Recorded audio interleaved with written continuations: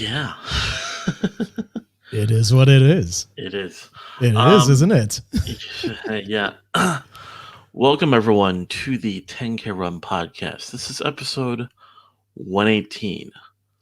Fantastic. My name Where's is my? Amos Joseph. I'm joined by my friend here, co-host, Brook Potter. How's it going, Brook? I'm not feeling great, Amos. I just got back up from Cardiff. I went to meet up with some friends and stuff like that in the capital of Wales. And I don't know, maybe my underwear is too tight or something, but for whatever reason, I've come back feeling a little bit under the weather. So I'm not sure if I've picked up something rather nasty while I made my trip out there. But beyond that, I'm actually pretty. I can't say I'm miserable, but I'm not doing great. We don't have the pubs open out here, so there's very little for me to do out here in Aberdeen. That new COVID-20. Yes, it's the new and improved version that's come out. So we'll see how it goes. So I'm a little bit under the weather. Hopefully, I just need to eat something because I had breakfast this morning of a nice ribeye steak, and that's kind of been it. So maybe I'm just not had enough to eat. So we'll see how it goes. How are you going? Do you have snow? We have no fucking snow. No snow. What the hell? It's the 12th of December and there's no snow. And there's no snow. That's crazy. In Minnesota, of all places. Of all places. Yeah, it's a lot. It's just a weird one. Real quick before we get into things. Wash your balls. Yeah, if you want to support the show, guys, on top of subscribing to us on podcast platforms, YouTube, subscribing, leaving a comment, leaving a like, sharing with someone you think will enjoy the show. We do also have other ways you can support the show, where you can get some tactical soap for 10% off with the coupon code 10KRUM, or of course check out our Subscribe Star, where you can pledge monthly to support the show and get perks for supporting on a monthly basis for as little as $1 a month. And yeah, so do check those out if you guys do feel you want to support the show. I was about to throw this out there, but I don't think it'll be a really fun one to throw to people about. But I was doing research. I know I've told you a little bit about this, about the my prospect of building my own PC. Right, a gaming PC. Yeah, I mean, it would probably be able to do some of this stuff, doing the show and all that. Mm-hmm. Depends, see if I'll be able to, there could be a possibility it could do some streaming as well. Nice. So I ran through all the parts and everything. It would not be an Intel PC. That's one thing. AMD. Yeah, that's good move. And it wouldn't be like there's a lot of stuff that I was getting kind of like the more like parts like you would know about if you're more in the community rather than like your typical, run of the mill hardware and such. But ran through all the numbers, got all the parts sorted out, like what I would have to get. Probably would modify it a little bit depending upon when I do get the money to get it. But so far, it would be about $1,800.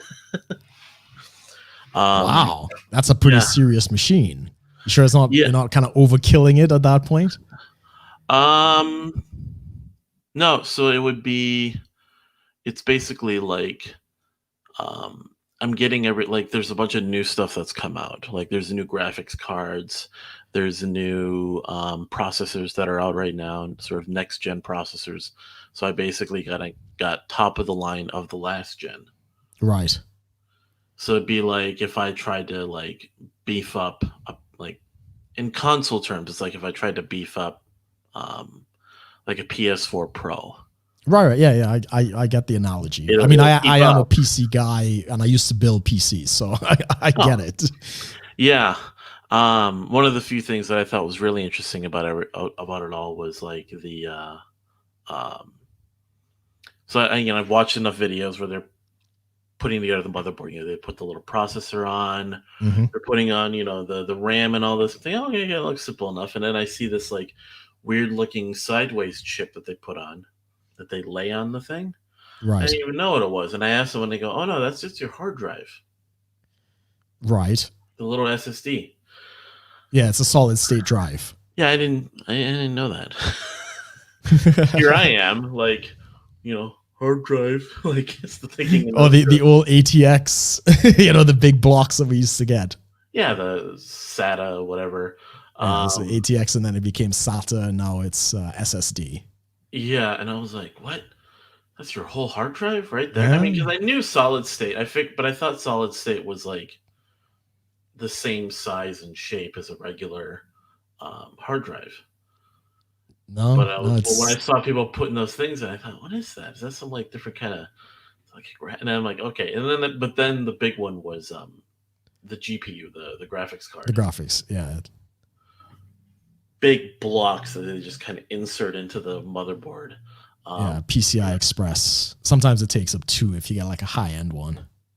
Right. And then looking at, of course, like how it's all set up and booted up, and how like no one gets an optical drive.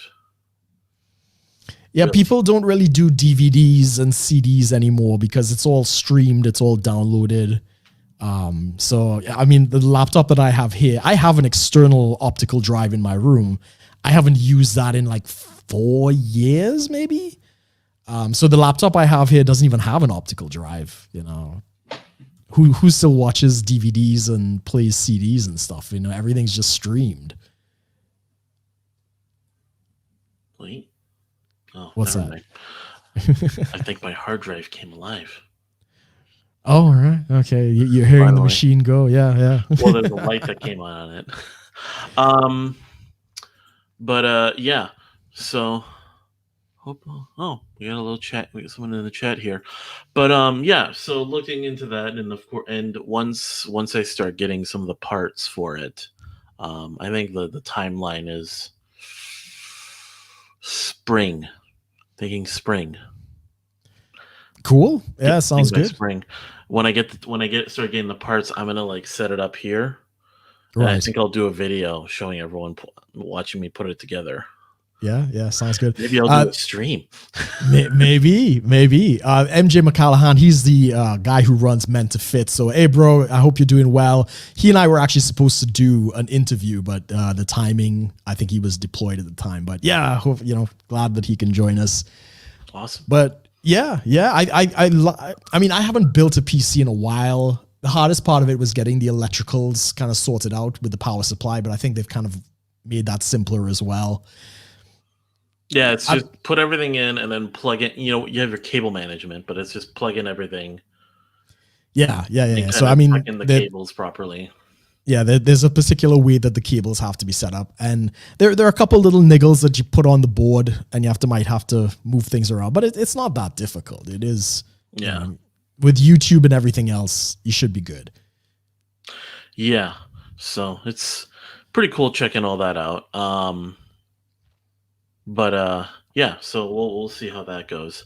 But getting to the news.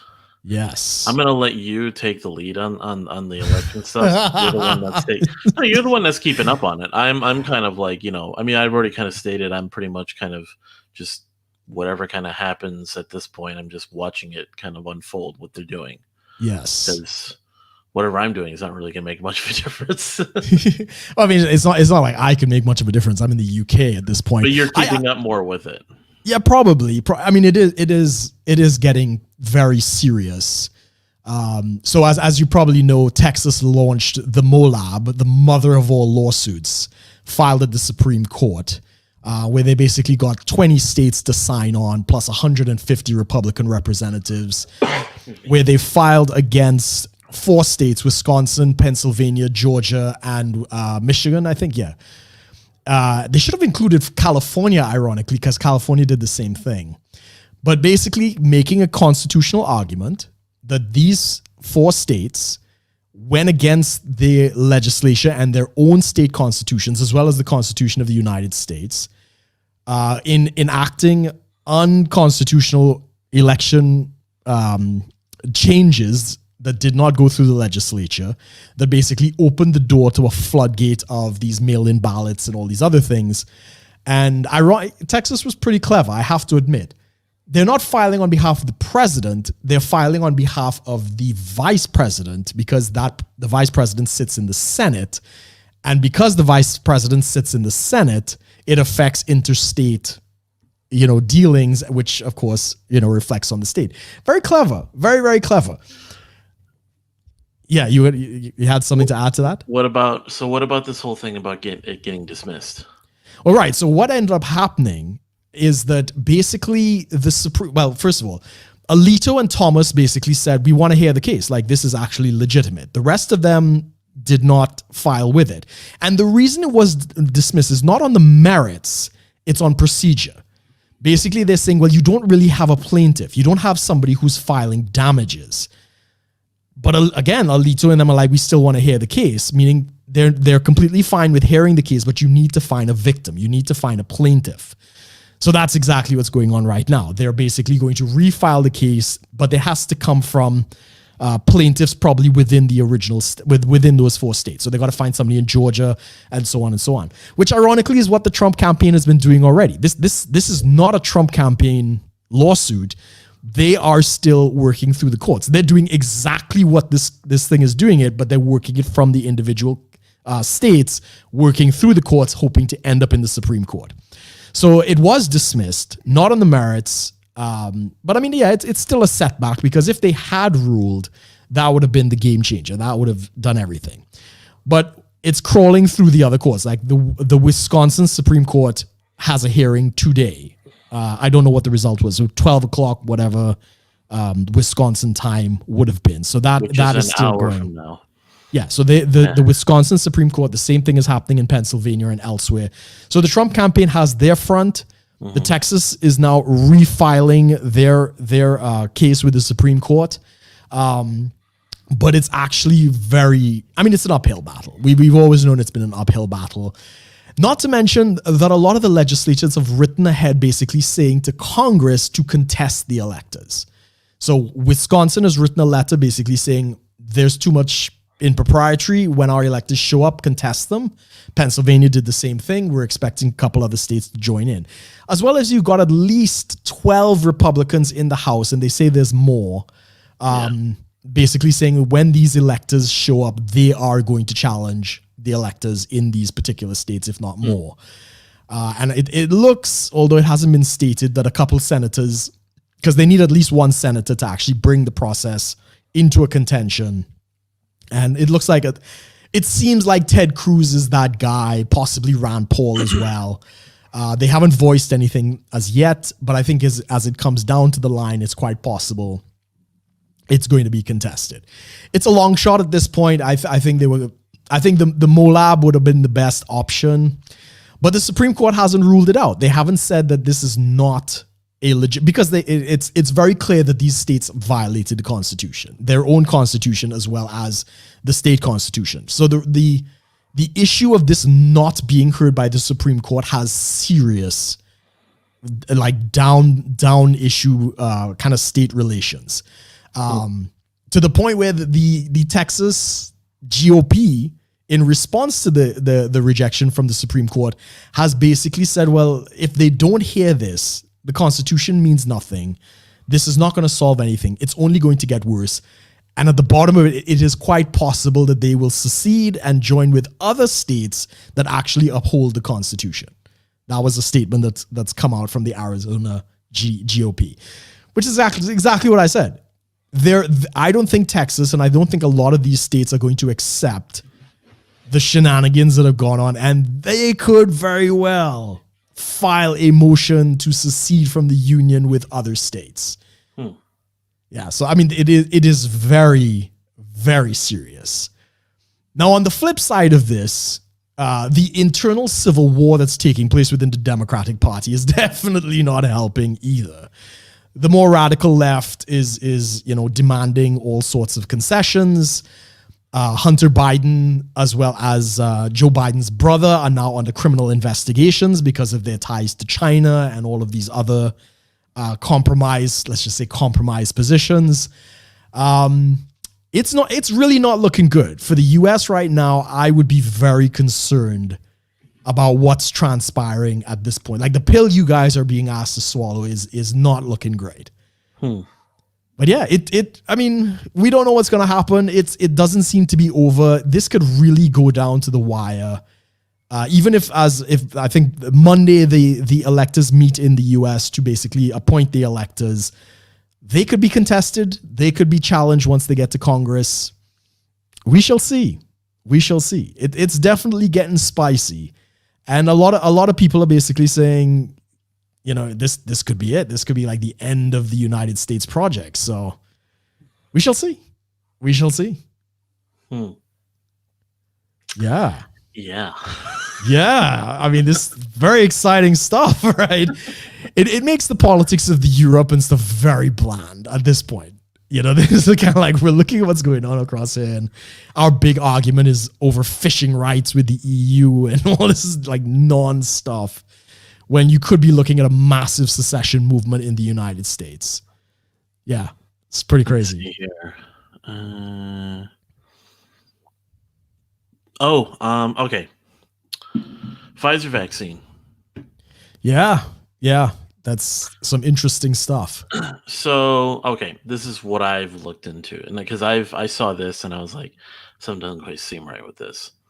So, Pfizer is coming out with their new vaccine. FDA, the FDA approved it, I think. Yeah, it's been FDA approved. But there was one article that came out that talked about the 4 people that got Bell's palsy. Yes. Temporary Bell's palsy. Yeah. Yes. Now, yes, because when I looked into it, I was like, okay, what the heck's Bell's palsy? I looked into it. Oh, okay. And then when I saw people who posted, they're like, oh, hold on. When people hear the word palsy, they freak out. Yeah. But when you think about it, Bell's palsy is just is temporary. It can be treated, dealt with. And when they looked at that, it was only 4 people. They tried to look into the factors. It didn't seem. It's not a complete total nothing burger, but at the same time, it's like if you think about it, it seemed kind of random because compared to a lot of these other like reactions, like people started to like take all the vaccine trial people who are on the trial and said, oh, look at all these people that had these different conditions. Well, there's a lot that I think that was kind of dishonest with how they revealed that information. They were like, oh, these people died of heart attacks. Well, people die of heart attacks in this country, like a lot. And then they said, oh, these people also, had this problem. Okay, people have that problem too in this country. Like, it didn't seem to go far out. Like, it wasn't out of the ordinary in terms of normal distribution of people who get sick and die of a variety of conditions in this country. That's what I got out of that. Right. The question is, would they have died anyway, or would they have died? Would they have lived longer without the vaccine? They didn't look into, okay, what did they really die? Like, oh, these people died of a heart attack. Okay. Because, I mean, let's be realistic here. I'm in a vaccine trial and I'm a big guy. Mm-hmm. If I died and then they were like, oh, the Pfizer vaccine, well, and then they would reveal like, he was already a fairly big person, this kind of diet, living this kind of thing, and or even it could have been like, or he was in a situation that would have brought on like certain conditions. The only fact that revealed is Pfizer vaccine, dead. It's like, you're not telling everyone the whole story. Now, it's not to go and say like there isn't any problem, but it's just I think it misleads from the overall issue that could come of these vaccines. Yeah, I would tend to agree with that. There is more and more people kind of concerned about, like out here in the NHS has been giving it to the frontline staff, so doctors and nurses, and at least 2 have had an anaphylactic reaction, so an allergic reaction, and the NHS has basically come out like, if you have any kind of allergies, don't take the shot because it's obviously giving you, a reaction. Yeah, vaccines have, to my understanding, vaccines have always had the possibility of, what's the term I'm thinking of? Like, if you have certain allergic reactions and such, it tends to aggravate, kind of bring it out more, so to speak. Like, it's trying to think of the word. Yeah, I mean, as I say, it is going to create an immune response in the body. So if you have a compromised immunity in some kind of allergy, that's definitely going to happen. The problem is that Pfizer has a very bad reputation of creating these terrible vaccines that cause all sorts of other problems. So their vaccine to H1N1 in Finland, I think, was linked to autism in a whole bunch of kids. So they vaccinated 75% of the kids, and all of like a good portion of them developed, some pretty serious, health and mental problems. That's how far always was it the outside risk. of the normal distribution of kids who get autism? Huge. It was like 60%. So it was of those vaccinated, it was massive. And 60% more than normal. Yeah, it was well beyond a standard deviation. It was definitely linked, and Pfizer had to pay out massive amounts of money for that kind of thing. And this is my problem. Like I'm not particularly anti-vax, but as I told you, look, I'm not a high risk individual. In fact, we were having this conversation with a bunch of friends in Cardiff, and they're all kind of on the same page. Like, this is rushed. This is a new type of vaccine. We haven't done the RNA vaccines before. We do not know the long-term side effects. I don't mind taking it. Well, I'm not particularly interested in taking it, but the attitude of the people was maybe a little more testing. Let's kind of figure out what the long-term effects of this is going to be. Mm-hmm. And at least in I don't think we have the Pfizer one. We have another one, probably AstraZeneca. And there's a lot of stories coming out with this vaccine. And a lot of other people are kind of coming forward and being like, we need to do more research. One came out and basically said the RNA spikes that they do tends to attack the uterus of women. So we do not know what the long-term effects on fertility is going to be. Which is why you see a lot of seniors. They're giving it to a whole bunch of seniors. It's kind of like, well, they can't have kids anyway. It's all this kind of stuff. We have a huge propaganda campaign coming out here. I think a 90-year-old woman took it. Another guy, I can't remember how old he was, but also he's the one taking it. I think he had a bad reaction as well.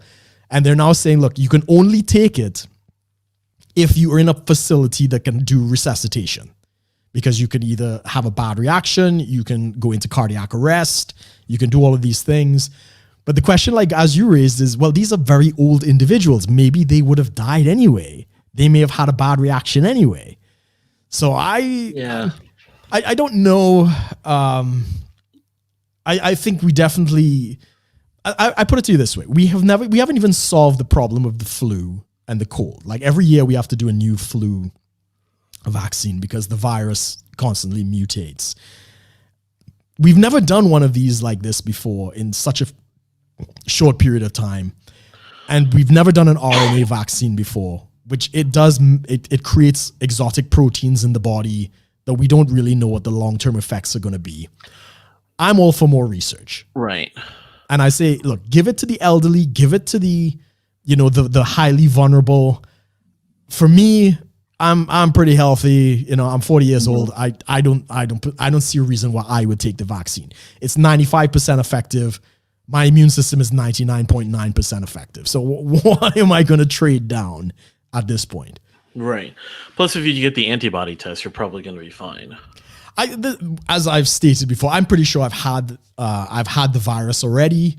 Yeah. I'm pretty sure I gave it to my neighbor. But which is ironic. They're not doing the antibody test as much as they're doing like the actual test for COVID. So the antibody test will tell you if you've already had it and you've recovered. You may have been asymptomatic and just not had any symptoms. I want to do that test, but I can't seem to get it. I could pay for it, but I'm here with the NHS and stuff like that. If I could do that test, I'd do it, and I'm pretty sure I've already had it. And if that's the case, then what do I need a vaccine for? Especially the nonsense with this thing is the vaccine does not actually stop you from getting the virus. It doesn't seem to stop you from spreading the virus. It just keeps you from getting sick. So basically, it makes you an asymptomatic carrier. So you still got to wear the mask. You still got to do all the other PPE. Well, yeah, because that's typically how viruses operate. Like, they don't, like, when it attacks your body resists it, so you don't get sick. but you're still walking around with it. You don't become No. That's not how a vaccine works at all. A vaccine is a small version of the virus, and it teaches your body to build the antibodies to keep you from being infected.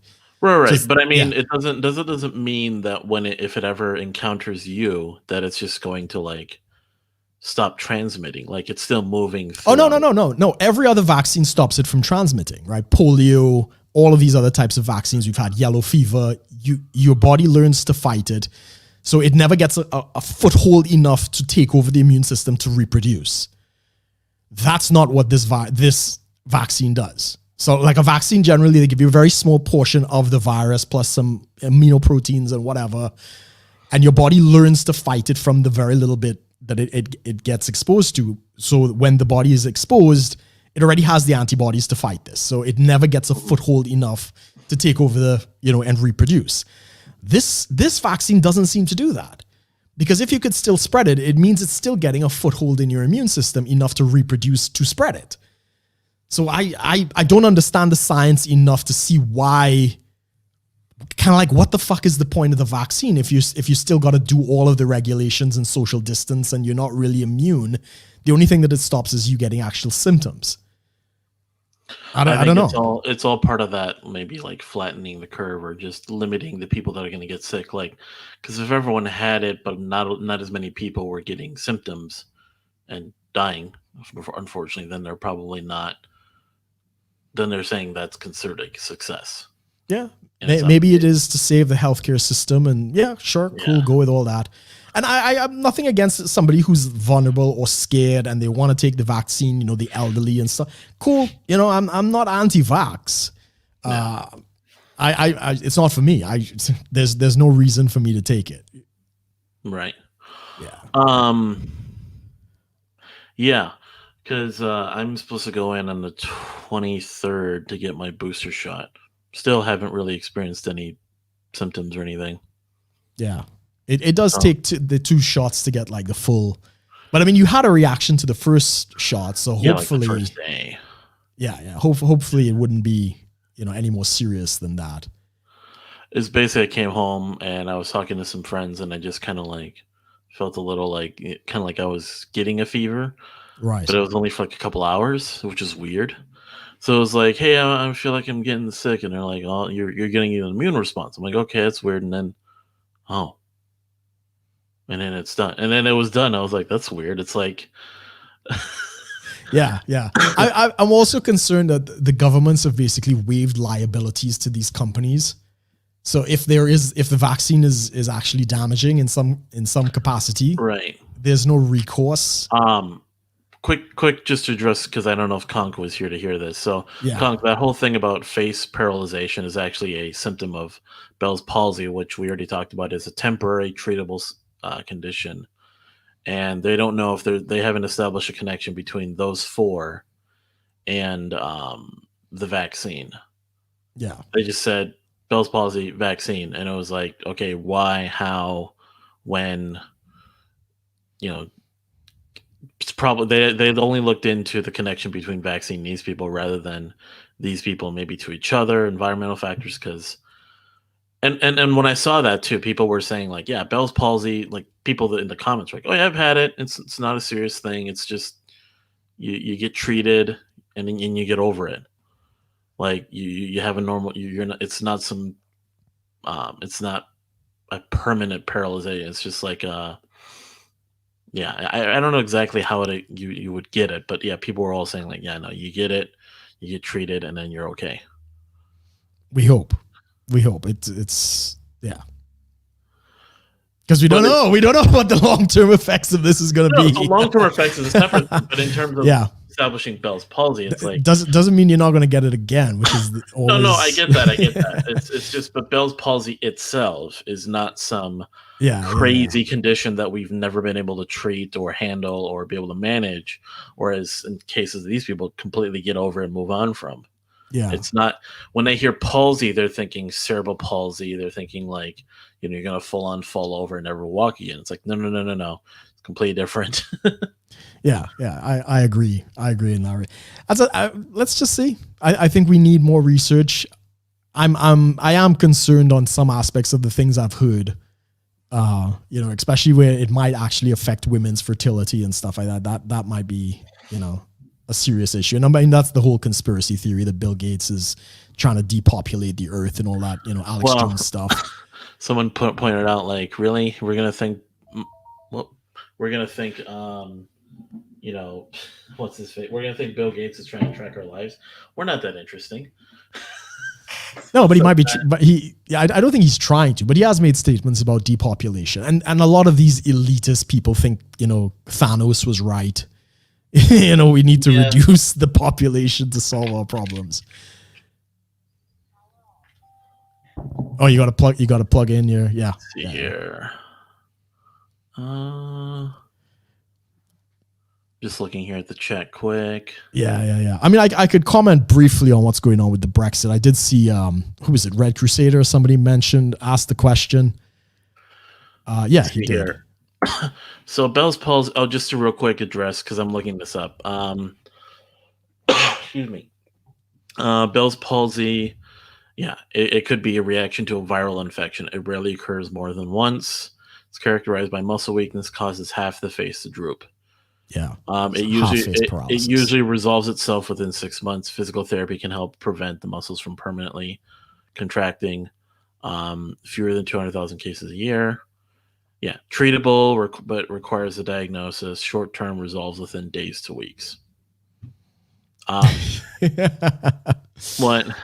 No, Conker's like, are we going to overwhelm hospitals with Bell's palsy treatments? Out of the frying pan into the fire. Right.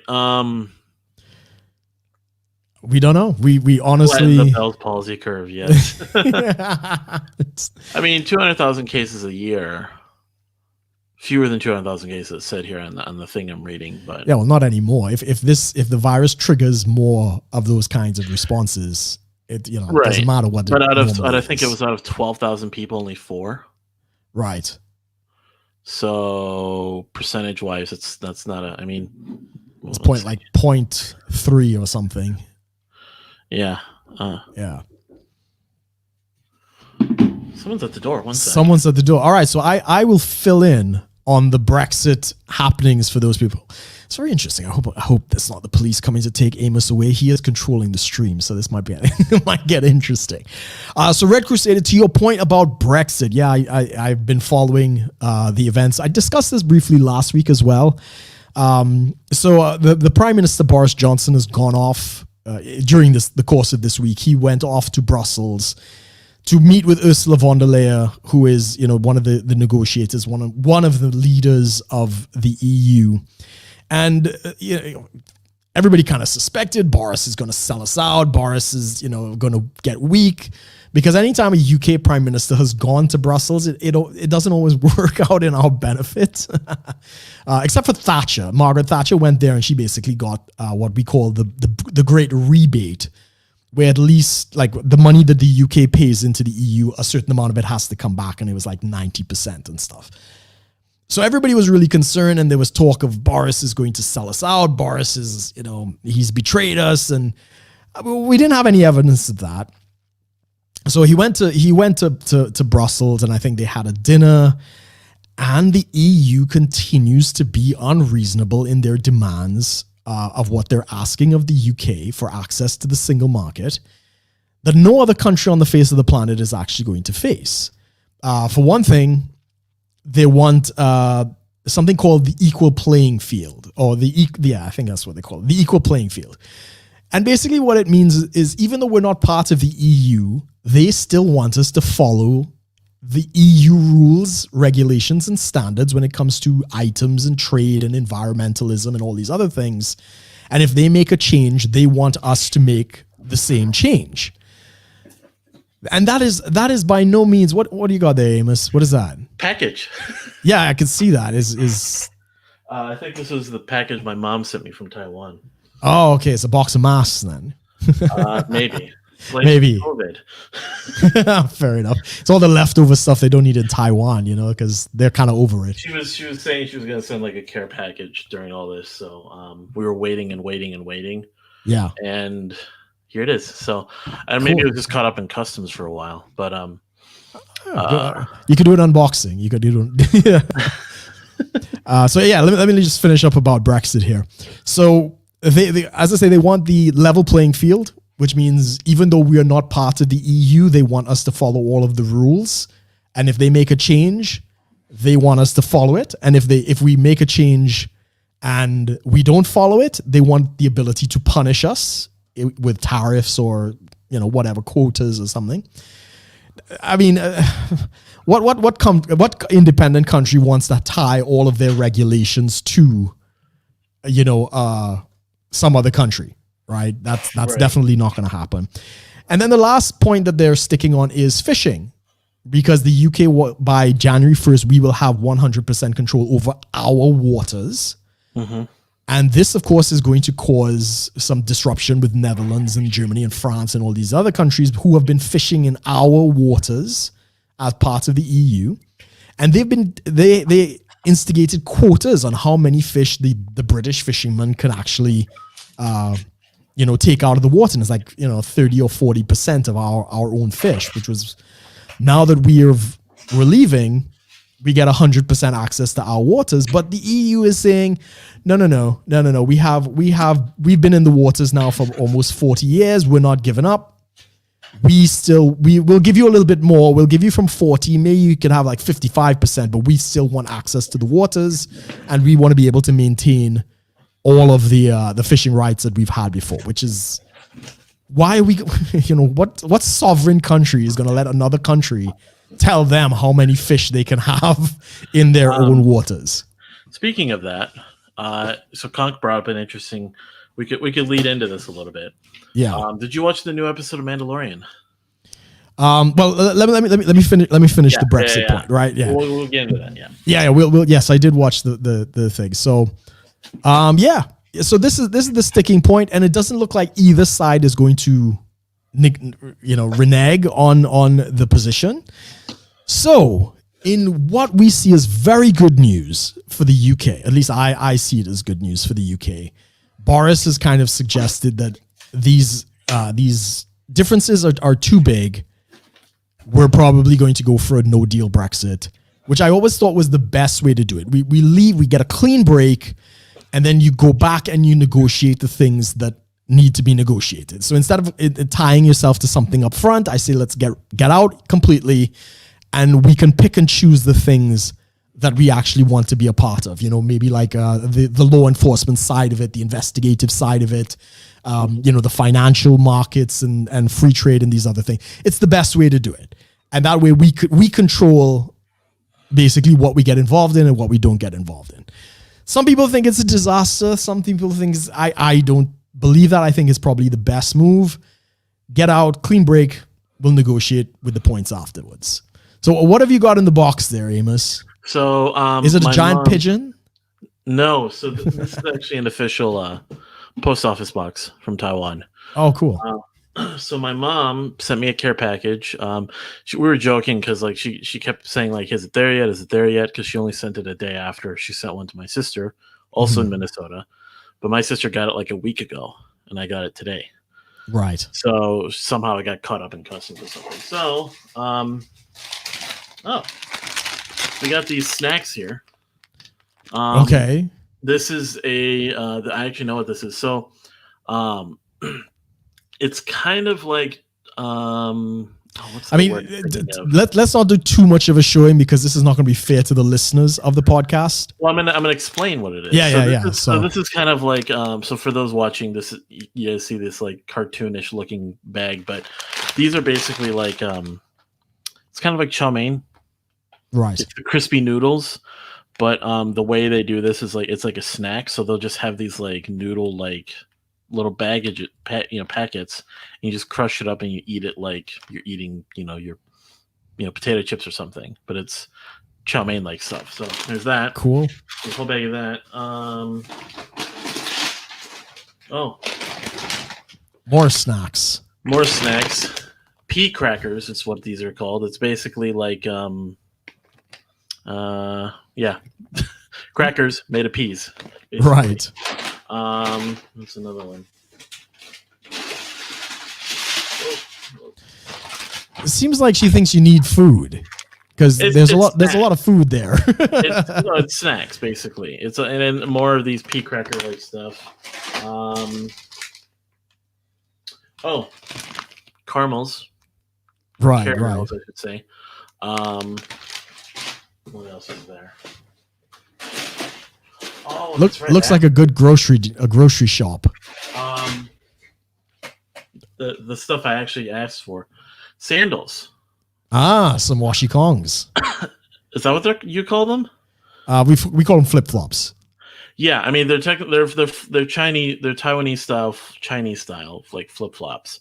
Right. They're very thick soled, very durable, last you forever. I had one pair of these, and they're just falling apart. Now she got me 2 pairs of these. Sweet. So there's that, and then, I mean, the rest is just some ramen, some more snacks.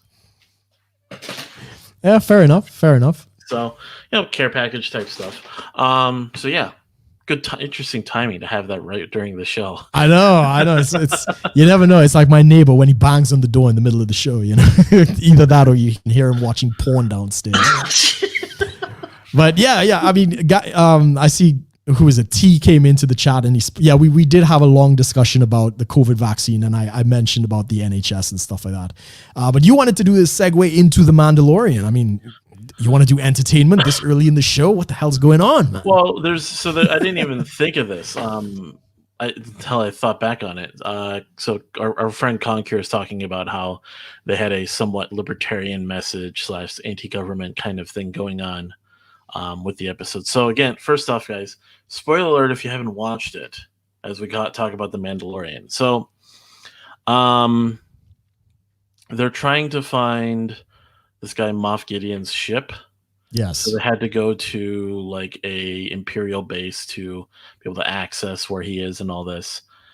So they go there, they're doing this crazy like run and all this, but basically the comedian Bill Burr playing Wayfield is his character's name? I can't remember the name, but yeah, I know. I think it's Wayfield. Yeah, and they have to go pick him up to have him help them like access this Imperial database to find this Moff Gideon's ship.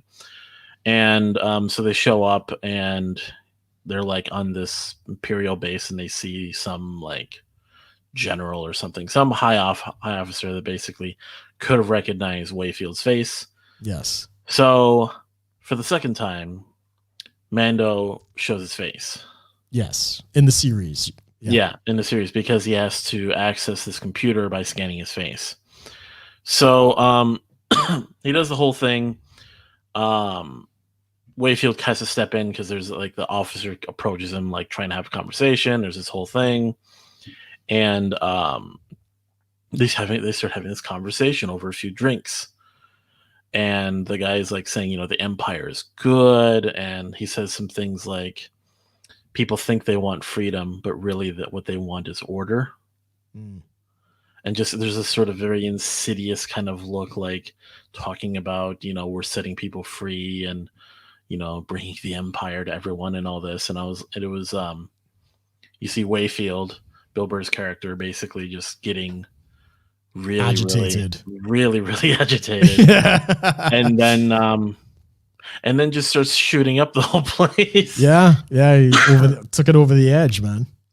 But yeah, the whole message of like just showing him really coming to terms with like him serving the Empire and kind of how their ideology is just pretty fucked up with just bringing order to the galaxy through force.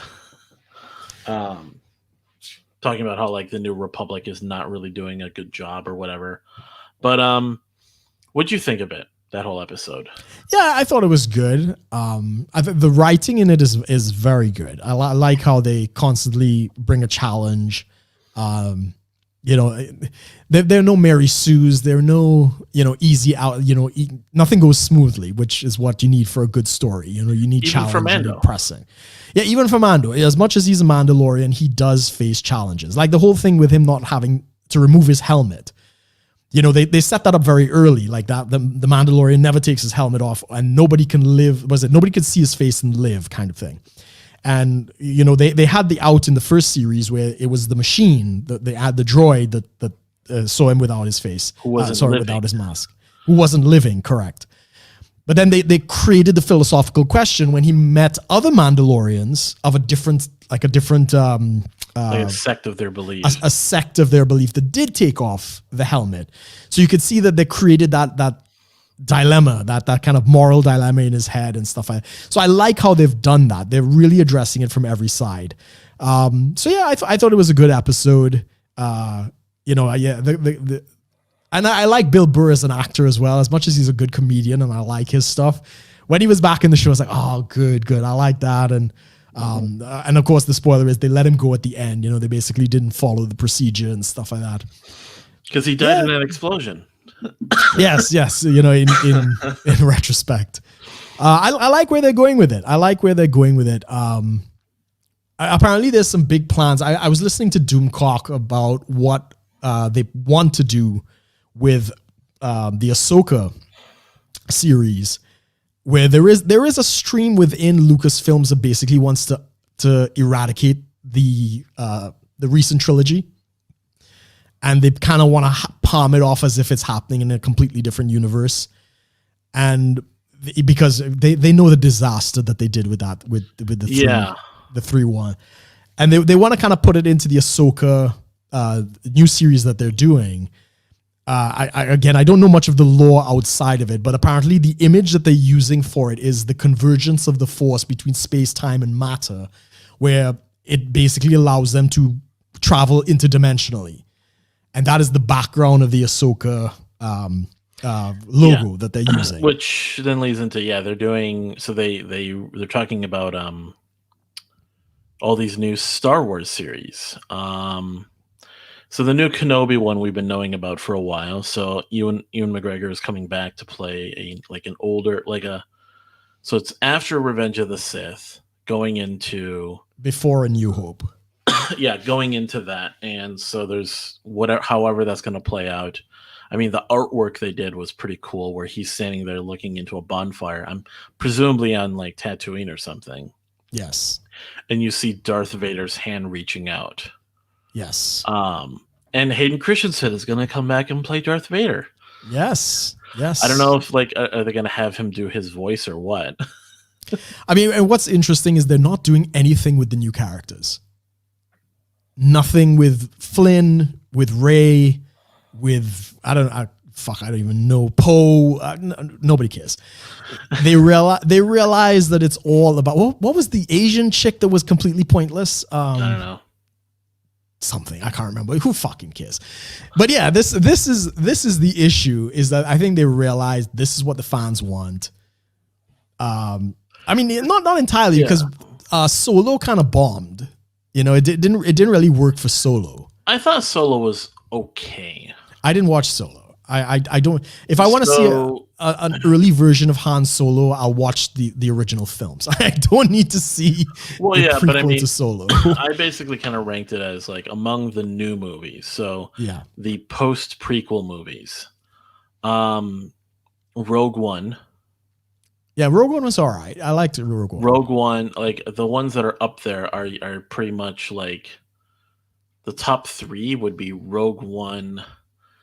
And it'd be a struggle between Solo and The Force Awakens, because The Force Awakens was like nostalgia, so it kind of saved itself with nostalgia, and that's it. The other two, like The Last Jedi and The Rise of Skywalker, were just like bleh, just never. I mean, it killed it for me. What was it? The Last Jedi and Skywalker, The Rise of Skywalker. The Last Jedi killed it for me. I mean, I would have liked it if it was not a Star Wars film. I think it was all right. But because what they did to Luke, who was, the most optimistic character in the entire saga, that he believed his, evil dad had like a sliver of good and converted him at the very last minute, to turn him into like even Mark Hamill kind of agreed with how it wasn't the Luke that made sense. Yeah, and he actually protested to Rian Johnson about it, and Ryan is like, no, we need to, and that was the whole theme. We need to let the past die. And that didn't work. And you can see that because they're bringing him back in the nostalgia. They're going back into the, like, as Kong said, Boba Fett, they brought him back, and it is the actor from the prequels that they've brought back. We'll see. We'll see. That seems to be the future of the franchise. And the only new character going forward is Ahsoka, which we discussed in the last show, played by Rosario Dawson. I thought she did great. I've always liked her as an actress. So that's the only new series that they're doing. Nothing on anybody else. Well, they're doing. Did you see the whole? Here we go. All the bunch of shows that were going to be coming out. I saw a few of them. I didn't watch all of them. Well, yeah. What the at least the titles of for them? They had a picture. Yeah, somebody showed there was going to be. So there's going to be Kenobi. There's going to be Ahsoka. Yeah, I saw those. Those are the only ones I recognized.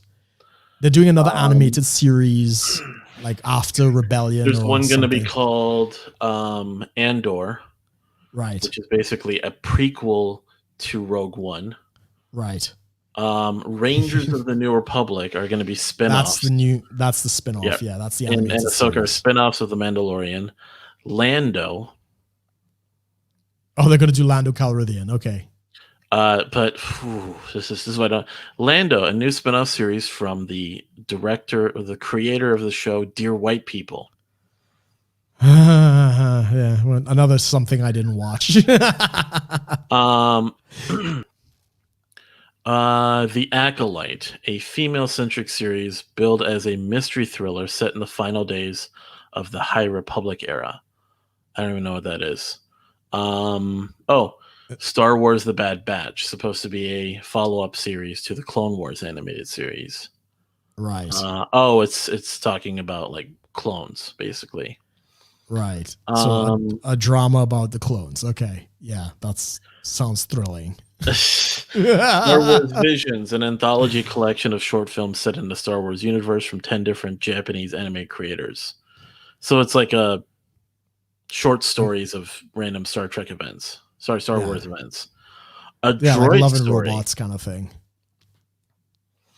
Animated series that basically puts R2-D2 and C-3PO on a new adventure. Yeah, there's nothing there that's new. There's nothing there that's new.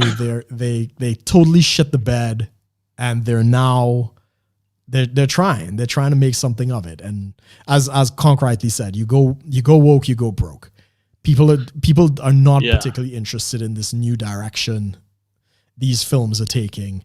I mean, even for the Pirates of the Caribbean, it's going to be like a monument to feminism. Like, who the fuck wants a monument to feminism in Pirates of the Caribbean? Or I don't know, did you see the new Bill and Ted? No. No, I mean, I know that probably culturally that's a little beyond your time, but I know about Bill and Ted. It was iconic for my generation. Right. It's where Keanu got his big start, but it didn't appeal to me in a sense of like, yeah, and it's just, it's because it was more focused on their daughters, I think. Well, this is what ended up happening, right? The first Bill and Ted and the second was all about, they wrote a song, Wild Stallion, which was the name of their band, wrote a song that united the cosmos, and they brought harmony into the universe, and they created this utopian future. And this, Traveler comes back, and he kind of, as a fan of the work that they did, which was, what's the actor's name? Can't remember. George Carlin, thank you. And it sets them off on this adventure and stuff like that. And it ended with the bogus journey where it was believed that they'd written the song. But what they've done with the new one is they've totally retconned the entire thing, and they've basically wiped out the first few series, the first 2 episodes, and basically they never wrote the song. It's their daughters that wrote the song, because my vagina, this is.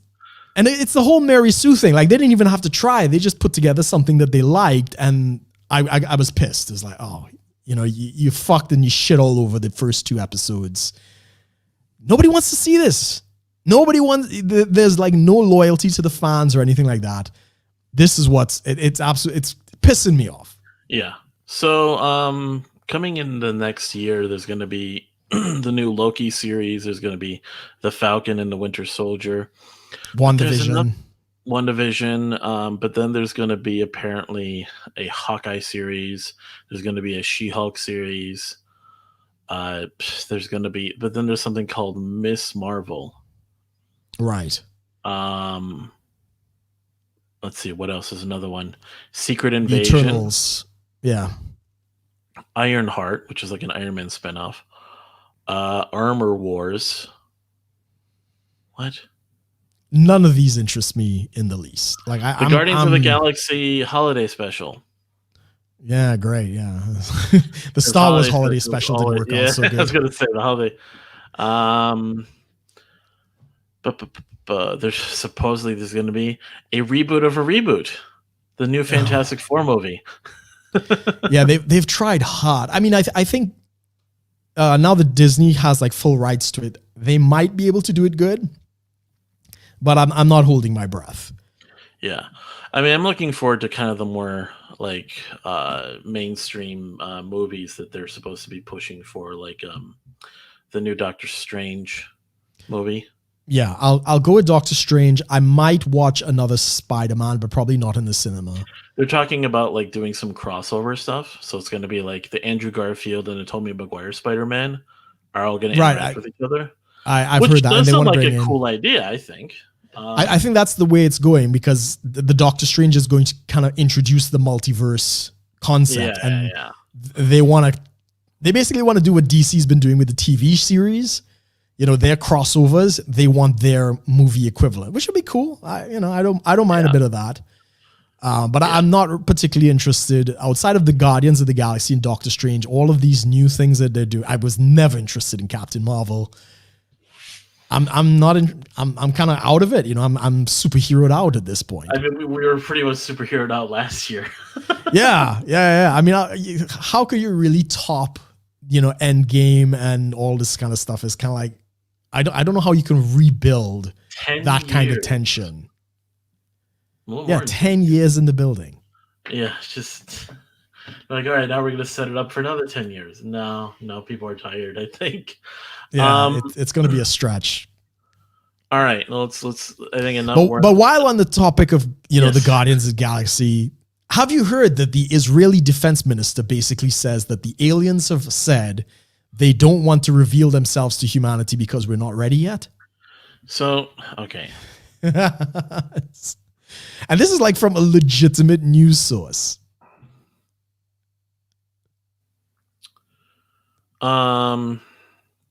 Let's see. I have it posted on my Facebook. If former Israeli space. Okay.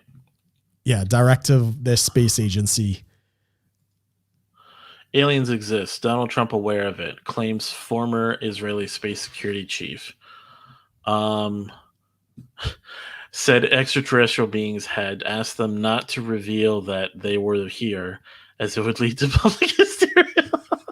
Yeah. Hey, hey! The aliens told me not to tell you that aliens are here, because you'll freak out. Here, tell everyone.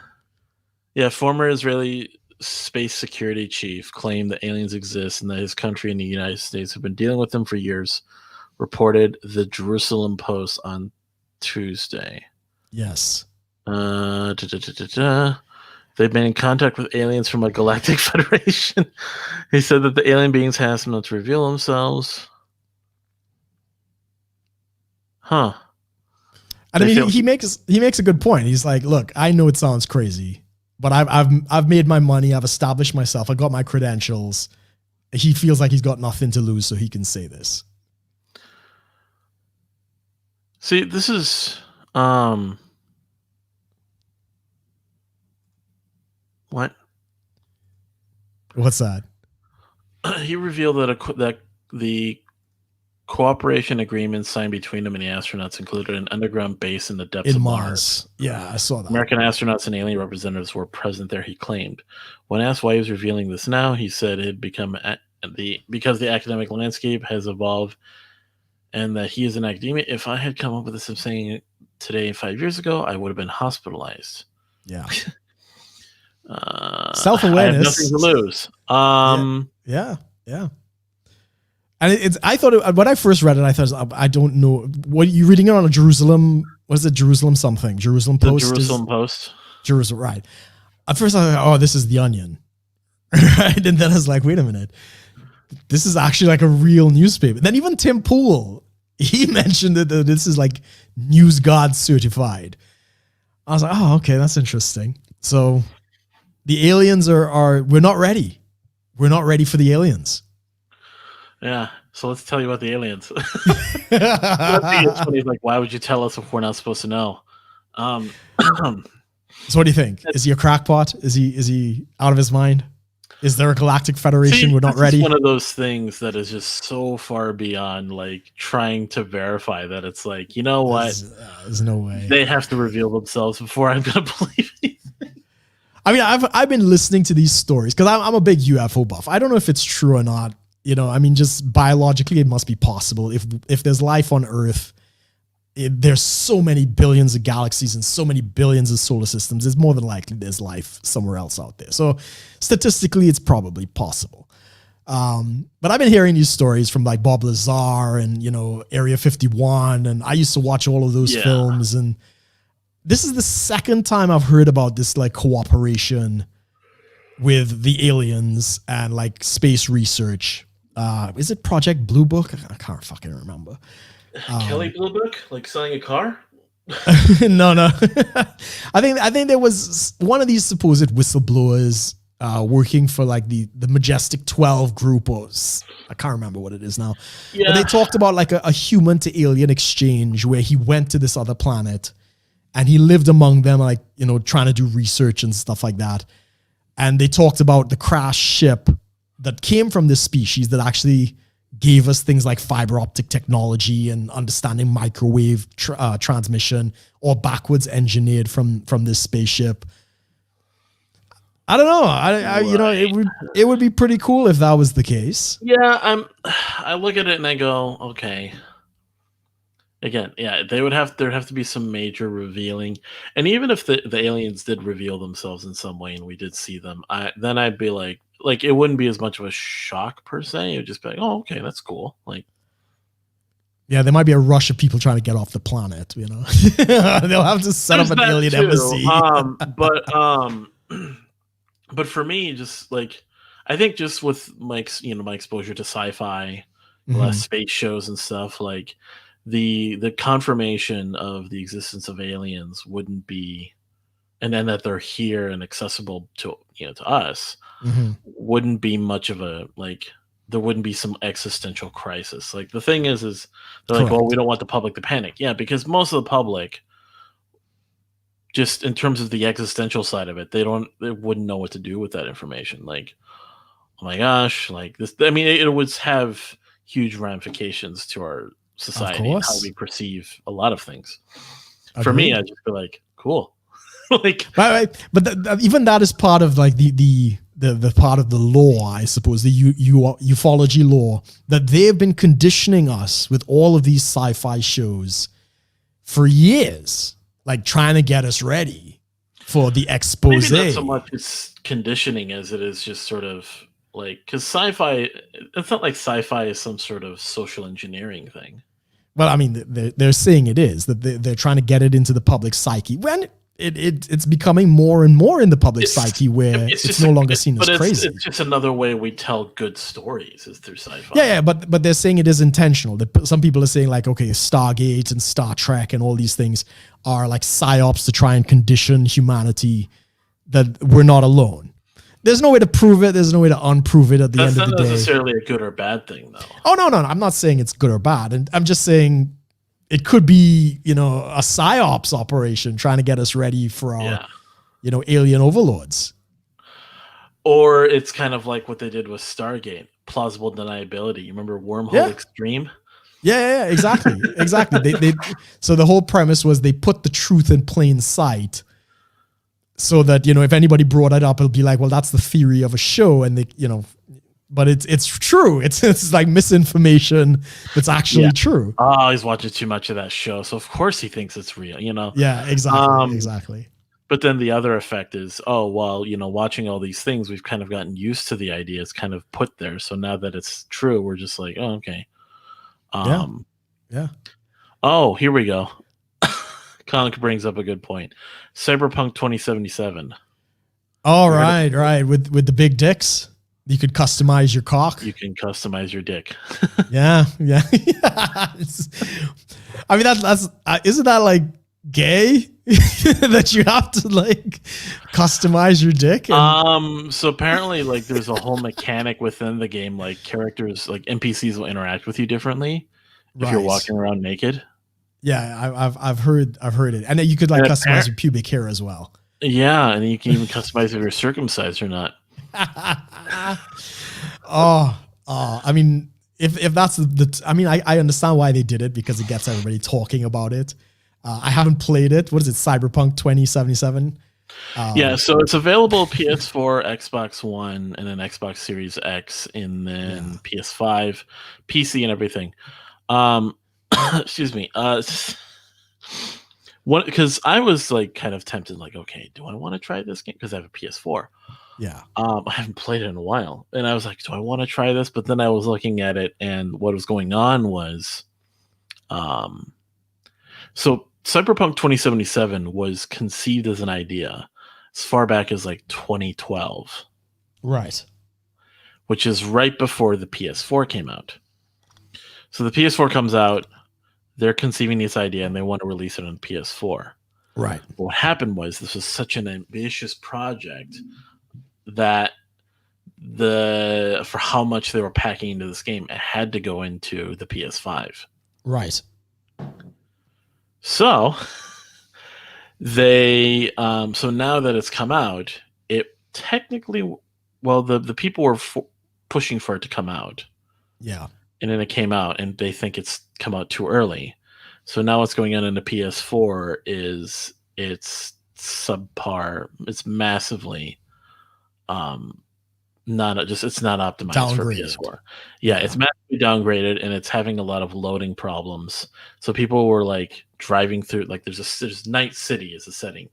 It's a cyberpunk city. You're driving through, and as you're driving, and you're already in the place you're in, and they would stop, like it's a car you're driving, they'd stop, things are still loading around them. Right, right. And it was just like, oh no, just a lot of glitching and stuff. And people were saying, well, we shouldn't have forced them to release it so early. There's a lot of bugs. And they're saying, well, new games always have bugs, so it's going to wait a few months before it works itself out. But it was just like, eh. So I'm probably not going to touch it if it's, not really that good. Yeah, it's like, I mean, apart from the dick commentary, which I think is fantastic marketing at the end of the day. It is. I mean, I don't know if you've seen the memes, but there's a lot of memes coming out about how you could customize your dick. But yeah, I mean, I'm not a big gamer, as I think I've told other people. It's like, look, I will pick one game a year. Mm-hmm. I will kill the game. Like I'll just play it nonstop for like 3 days. And once it's done, it's done. I probably will not pick it up in any kind of hurry. The only exception has been like Civilization, because I always do enjoy playing a good game of Civ. Mm-hmm. But yeah, I've heard a lot of the talk about the bugs and stuff like that. I am curious. I might consider after a couple of patches, maybe. But it's not available on PC. It's got to be a console game, right? No, you can get a PC. Yeah, that's what. Okay, that's all right. It's on Steam or something. Yeah. Yeah. So it depends. Well, Steam's been having problems because so many people ordered it. Yeah, I've heard that as well. I usually wait for a Steam sale, so I never pay full price for a game. Yeah, we'll see. Excuse me. We'll see in the spring when I hopefully get this PC built up and everything. See what kind of stuff I'm gonna do with that. Yeah, I'm gonna play any big titles or anything, or just stick with basic stuff. Yeah, exactly. So you think you'd make your character with a big or small dick? I'll keep it life size. Because they had big, small, and default. Right. I think I caught it on YouTube or something, and somebody was saying like the developers were snickering because they're get men to look at dicks, so that's like super gay. It's like, oh yeah. So Conk, silly. Conk has a PS4 Pro, so the PS4 Pro handles it fine. It's the standard PS4 that isn't liking it so much. I mean, I don't have a TV, so and I'm not sure. My laptop is probably 2 years old now. I'm not sure it could quite crunch it out, but we'll see. We'll see when that time comes. Right. Yeah. Have you been following what's been going on with the new the RAS, the new Antifa stand that's risen up in Oregon, the Red House Autonomous Zone?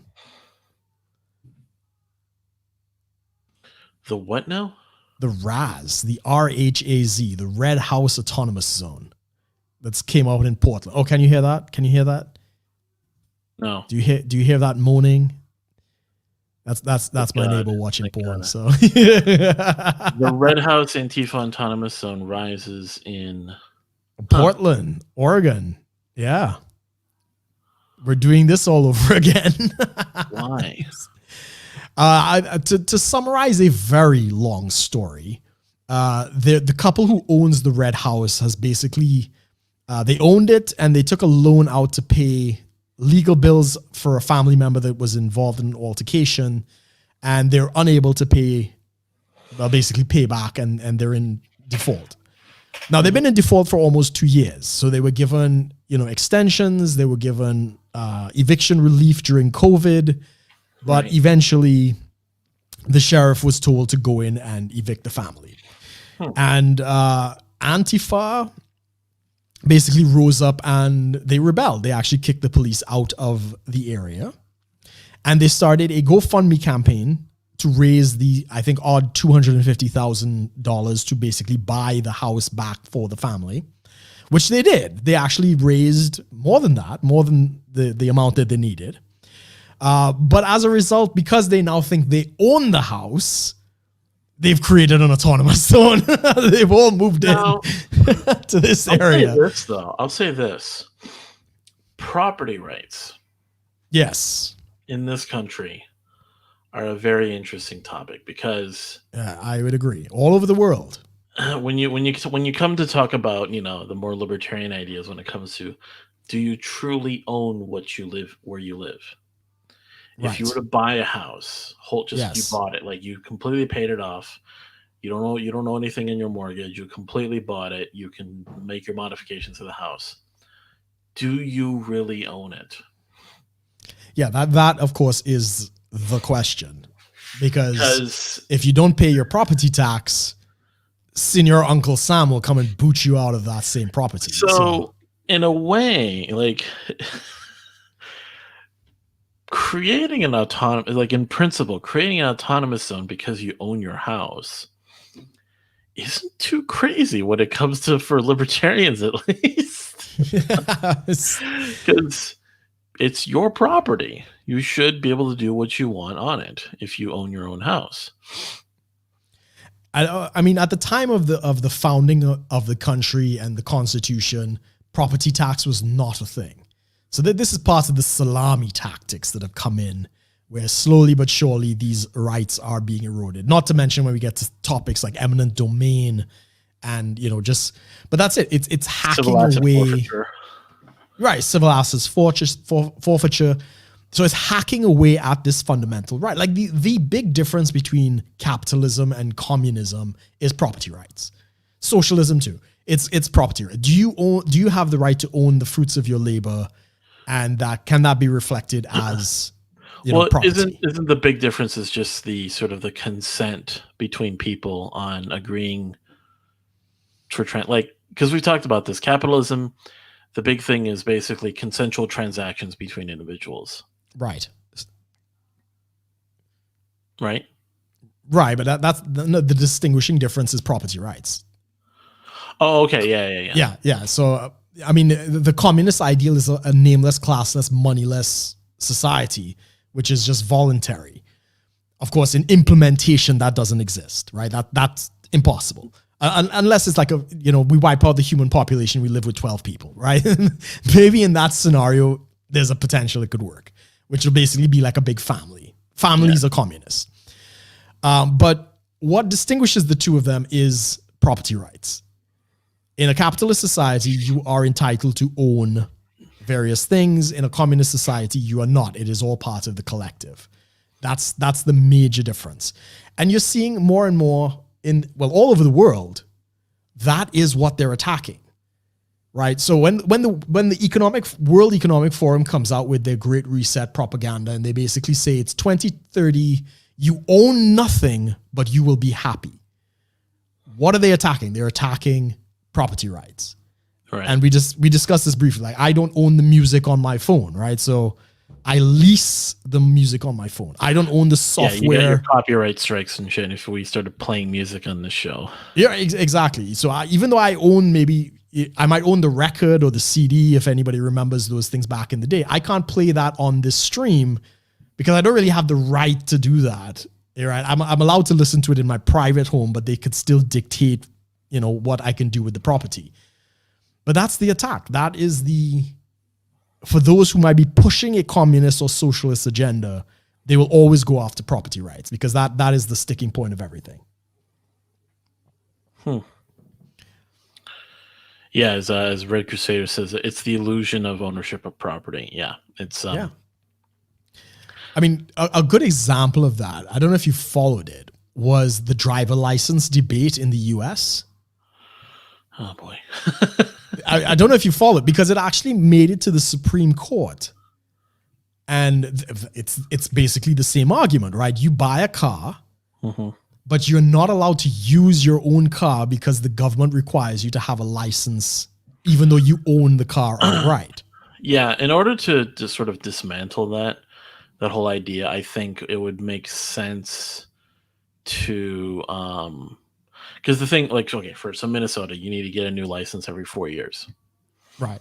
There's fees. Yeah, it's, most countries and states, it's renewed every 4 to 5 years. Yeah. Yeah. The only way you could start taking steps to change that, I think, because I can understand licensing for driving a car. Right.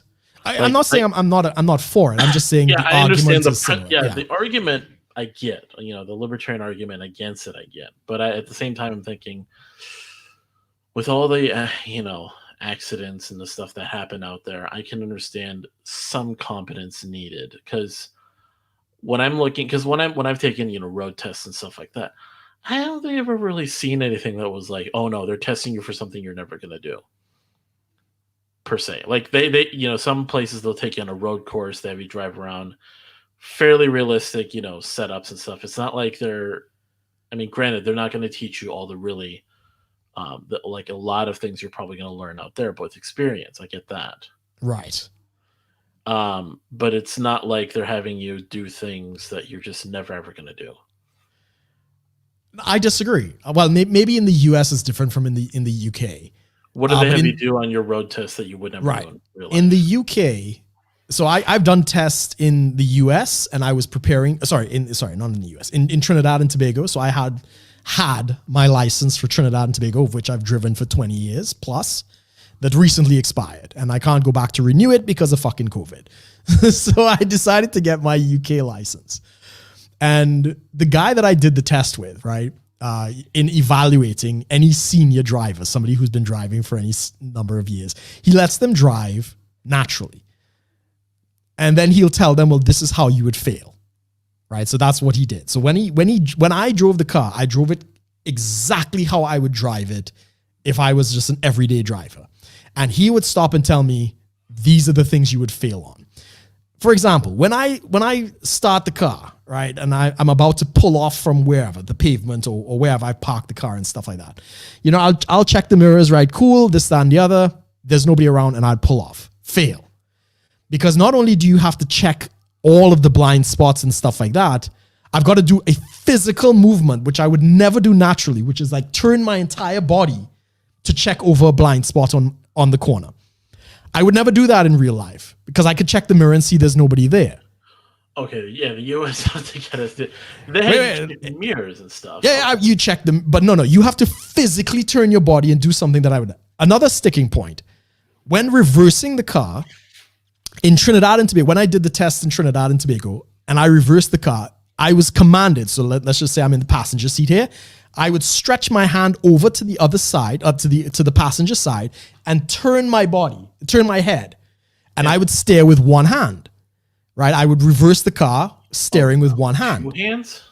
In Trinidad, I got away with that. In the UK, I have to do it with 2 hands on the wheel, which is, I would never do that in real life. I would reverse the car like that because I have more control and I could see better. Taught in the US that you would put your one hand behind the seat as like almost like a lever to kind of like help. So you can see, so you can, and I'm not exactly a tall guy and I don't have long arms. So me doing that and trying to turn my head, it's actually more dangerous. It is more risky and it's more dangerous because I don't have as much control over the car.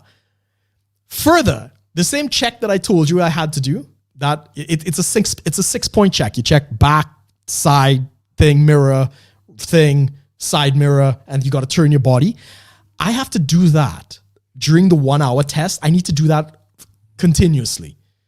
So not only do I just do it when I pull off, but every so often I have to do all of those checks, which I would never fucking do in real life because that would like distract me from actually driving, right? That's actually dangerous. So no, I in the UK, it is preposterous what they're asking us to do.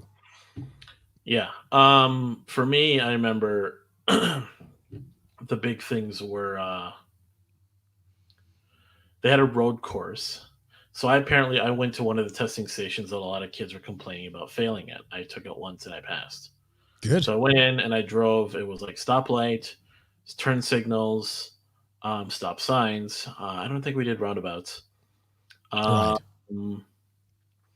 Then some parallel parking, lane changes, 90-degree backing, checking your mirrors and all that stuff. I got a passing score, but nothing, like I said, nothing in the test that I took in the US was anything that I totally would never ever use. Now, parallel parking and 90-degree backing and stuff, rare. Mm-hmm. But you would use it sometimes. Yeah. In the same example of what you're saying there, when I have to do, like, my driving instructor told me to do this, like, all right, parallel park, right? Or reverse into a spot or whatever. And I would do it how I would normally do it. So I already explained like how we would do the reverse, just similar to what you guys are doing. I can't do that. But when it came to parallel parking, man, I could do that with one hand. You just spin the wheel and, I fucking move like a boss. No, fail. You got to do all of these ridiculous steps. Yeah. It's... I even, for my new job that I'm doing now, I had to do some some maneuvers to show my competence with handling this van. So I had to do some lane changes, some turns, back then turn in different directions, and then there was what was called a serpentine. Right, I kind of around cones, and then backwards. Oh, cool. And you remember from my job of driving the buses. Yes. This was like a cakewalk. So I was just, okay, just do this and do this. And do this. Oh, yeah. Absolutely. The whole, like I told you, that the whole thing, all the maneuvers I had to do, like 9 different maneuvers, took me 20 minutes. Yeah. And I was done for the day. It's, and Red Crusader is bringing up a point. The taxes on services and how much you're paying into it. Yeah, I get it. Like when it comes to just the basic fees for getting a license, and the little things they'll do very basic tests to make sure like you can still drive, vision tests, stuff like that. I get that, but it's all the other things afterwards. Tabs, so vehicle registration tabs, that's a big one. Right. The fact that cops can basically write you a ticket because you don't have your vehicle registered. Yes. You're perfectly competent to drive. Your vehicle could be working 100% properly. Yes. But you don't have the proper registration, so tax. Yeah.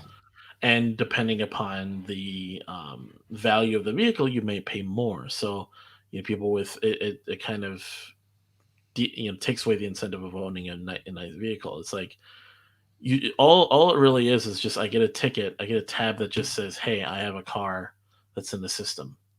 Yeah. But if I have an expensive car, I have an expensive fee to pay to renew that. Yeah. every year. Every year. Right. I And it's don't know like- if we have that here. We have MOT. And we don't pay for the plates. I think Red Crusade was asking that question. We don't pay for the plates. The car has a fixed plate. Because we got what, Some Wales, cases we Scotland. might get a new plate. Yeah, like if you move state, you could change the plates, because there's like, the plate will show what state you're coming from. I don't think we have that in the UK, but to be honest, because I haven't owned a car out here, so I might be talking out of my ass. Right.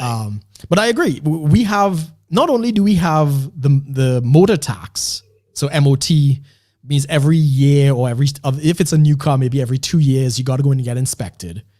They check brakes, lights, fluids, whatever. You pay for that inspection, and you get a little, you get a little sticker on the car basically saying you've passed the inspection. And then you pay a road tax on top of that. That I think that comes out every year, or whatever the case might be. Then you have, you got your insurance, whether it's third party or full comprehensive and whatever.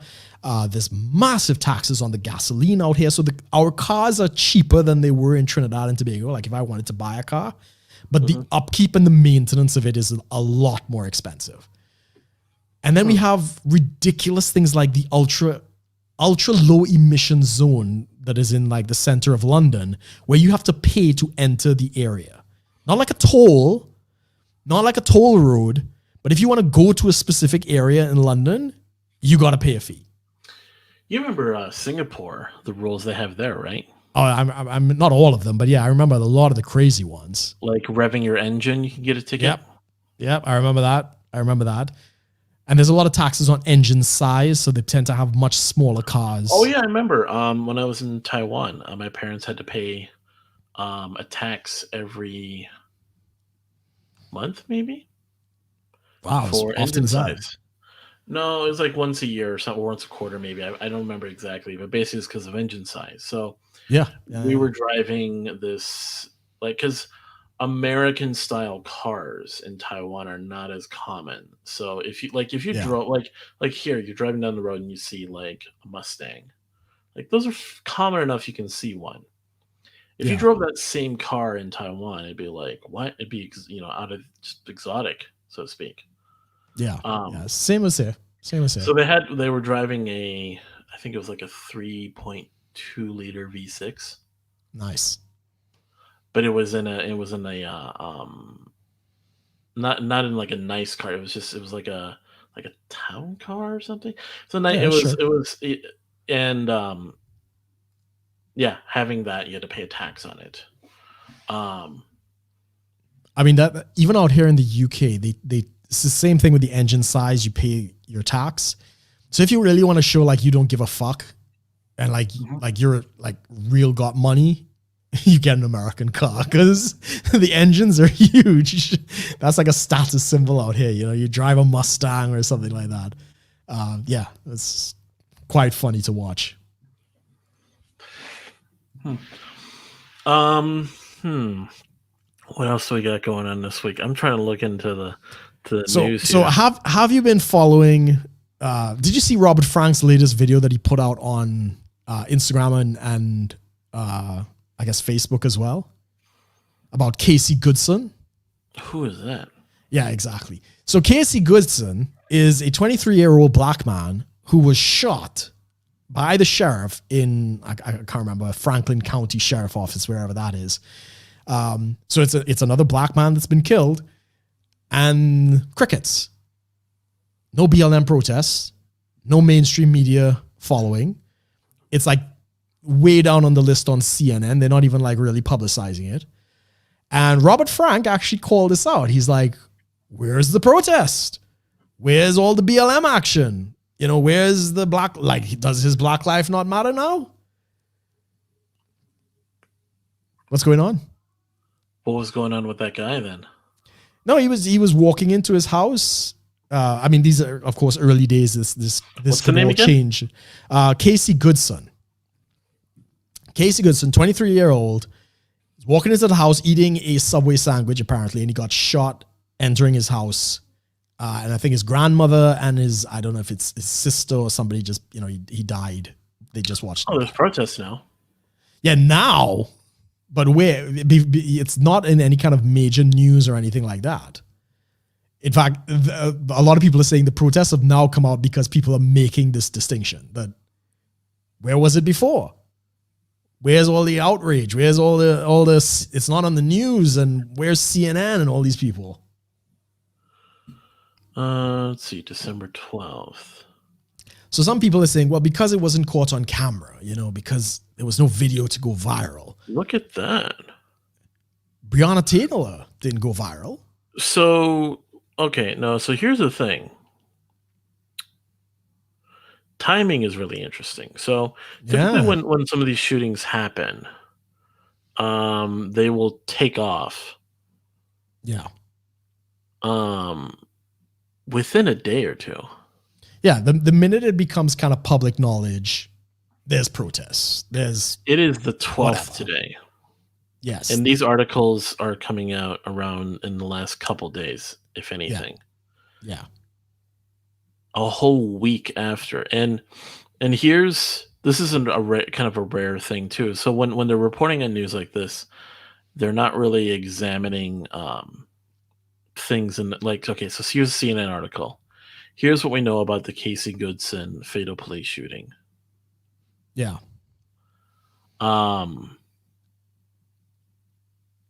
It's not getting the coverage. It's well, okay. I mean, it's out there now, but here's what I'm getting at. It's rare that they're taking their time to examine the facts. I agree. So either someone dropped the ball, or there's something there where we don't know. Maybe. Or maybe the agenda's changed. Biden is president-elect, and they're kind of like, well, we don't need BLM anymore. Which would kind of Obama came out and said defund the police is not the best messaging. Yeah, the internal DNC call said the same thing. They were like, this is the stupidest message. It cost them 12 seats in the House. Or is it 11 seats? I can't remember how many. Oh, and I've even had conversations with libertarians about how certain areas of this country that message just won't fly. Yeah, clear. I mean, we discussed that when it first came out, and there's no way that's a winning message. Only to the fringe extreme left. Yeah. I'll say this. So I heard you know who Dave Smith is, right? No, you got to be more specific. Who's Dave Smith? Dave Smith, libertarian, does a libertarian podcast. He's also a comedian. He's been on Joe Rogan a few times. No, it doesn't ring a bell. Anyway, what did he say? So he talked about how the messaging could have been really good with BLM, and I tended to agree. Like, the thing is, so a lot of people have talked about this. The fact that BLM is, like, the name Black Lives Matter is meant to address more of a racial issue rather than a police issue is where the movement has sort of made a mistake. Right. Because the way the messaging is going, by saying it's Black Lives Matter instead of naming it something like keep cops accountable or something like that. Right. It is twisted into all these other things.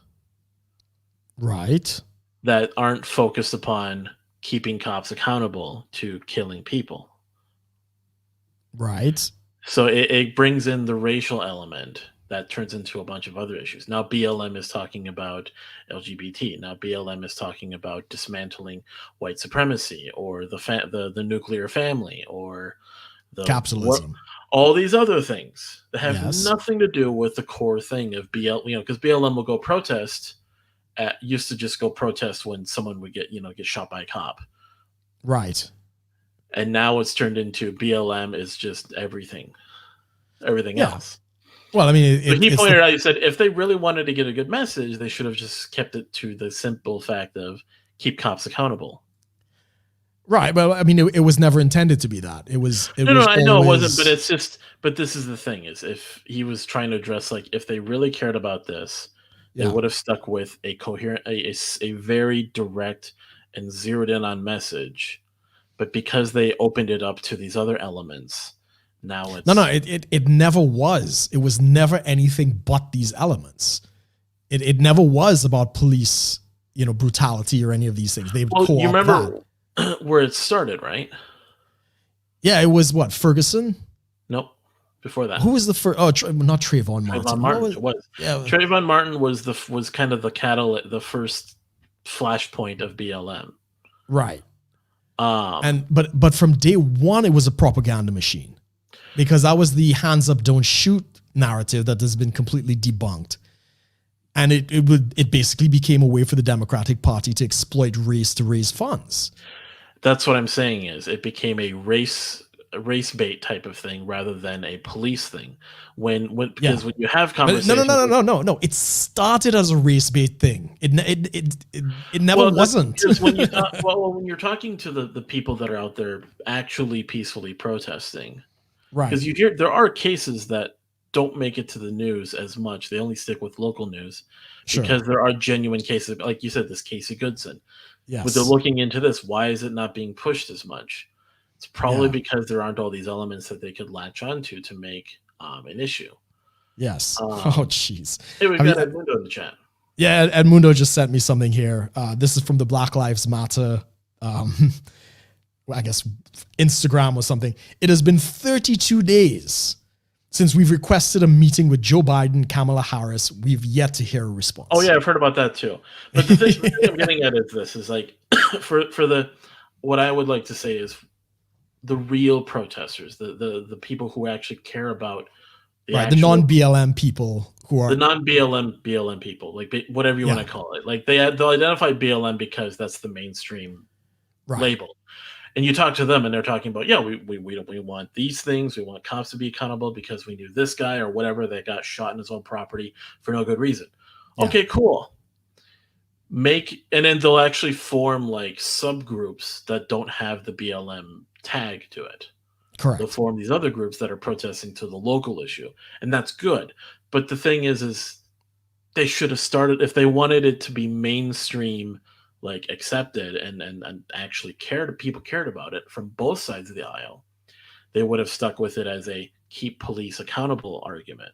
Because then they would actually focus on that and go, okay, did we keep the cop accountable here? Did the cop act the right way here? Instead of just making it white cop, black man. Yeah. Yeah. Because I don't dispute that. Cop, black man, but it could be white cop, white man, black cop, black man, black cop, white man. Yeah, but you see, that's why that would never happen, because you can't extract resources using racial guilt, if you just make it generic. And I'm not talking about that. I'm just saying if they really cared about the issues they claim they care about, they would have made it differently. But they made it as so what does that say? No, well, it's all about creating narratives and extracting resources. But yeah, so as we just pointed out with the Casey Goodson issue, is that it's becoming more and more apparent that they don't really care about this issue. Well, and I think it comes to the point, and I think the realizing is they can't. It's not profitable anymore. I would agree. It's like, oh, yeah, we can't just make money off this issue anymore. We can't extract support because they're kind of going with, oh, okay, well, they're in there. Biden and Harris are in there, and it really Biden and Harris are probably, when it comes to these ideas of keeping cops accountable, stuff like that, they're the most anti that. Exactly. Crime bills. Yeah, all the shenanigans. Truancy arrests. yeah, or keeping people in prison for free labor. Yeah. It's not